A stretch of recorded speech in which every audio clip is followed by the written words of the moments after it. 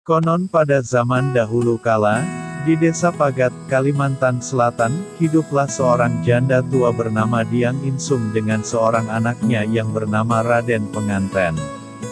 Kehidupan mereka berdua diliputi dengan rasa kasih sayang, karena keluarga itu hanya terdiri dari dua orang sehingga tidak ada anggota keluarga lain tempat membagi kecintaannya. Sebelum lanjut, jangan lupa subscribe, dan tekan tombol loncengnya, karena langkahku adalah jejakmu.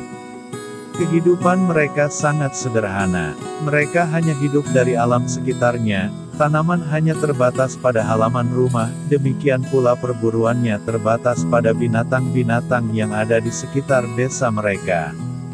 Karena itu maka pada suatu hari Raden Penganten berminat untuk pergi merantau, mencari pengalaman dan kehidupan baru di negeri orang.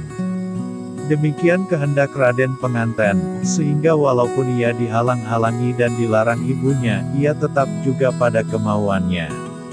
Akhirnya, si ibu hanya tinggal berpesan kepada anak satu-satunya yang ia kasihi, agar anaknya membelikan oleh-oleh setelah pulang dari perantauan. Maka, berangkatlah Raden Penganten ke sebuah negeri yang jauh dari desanya. Di sana ia dapat memperoleh rezeki yang banyak karena selalu jujur dalam setiap perbuatannya. Di sana ia dapat pula menabung uangnya hingga dapat membeli barang-barang yang berharga untuk dapat dibawa pulang kelak. Dalam perantauan, Raden Penganten juga berjumpa dengan seorang putri yang cantik jelita, dan menikahinya. Demikianlah maka Raden Penganten dapat tinggal di perantauannya untuk beberapa tahun. Pada suatu ketika timbul niat Raden Penganten untuk kembali ke negerinya dan menjumpai ibunya yang telah lama ia tinggalkan. Dibelinya sebuah kapal, lalu dipenuhi dengan barang-barang. Pada saat yang ditentukan, berangkatlah ia bersama istrinya menuju kampung halaman di mana ibunya tinggal. Berita kedatangannya itu terdengar pula oleh ibunya. Ibunya yang sekarang telah tua, dengan sangat tergesa-gesa datang ke pelabuhan untuk menjemput anaknya yang tercinta.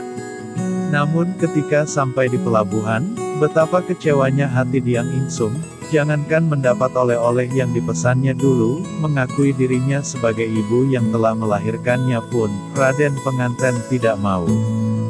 Rupanya, istrinya yang cantik jelita, ia merasa malu mengakui Diang Insum yang telah tua renta dan berpenampilan sangat bersahaja itu sebagai ibunya.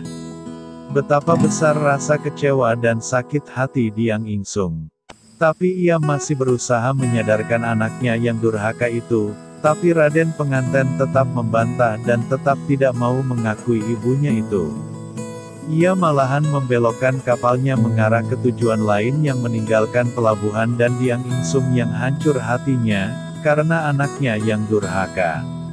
Dengan hati yang penuh diliputi rasa kecewa dan putus asa, Diang Insum lalu memohon kepada Yang Maha Kuasa agar anaknya mendapat balasan yang setimpal dengan kedurhakaan terhadap dirinya. Seketika itu juga datanglah badai dan topan menghempaskan kapal Raden Penganten hingga pecah menjadi dua. Tentu saja seluruh isi kapal itu termasuk anaknya yang durhaka tenggelam dan binasa. Bekas pecahan kapal itu kemudian berubah menjadi gunung batu yang kemudian dinamakan Gunung Batu Banawa.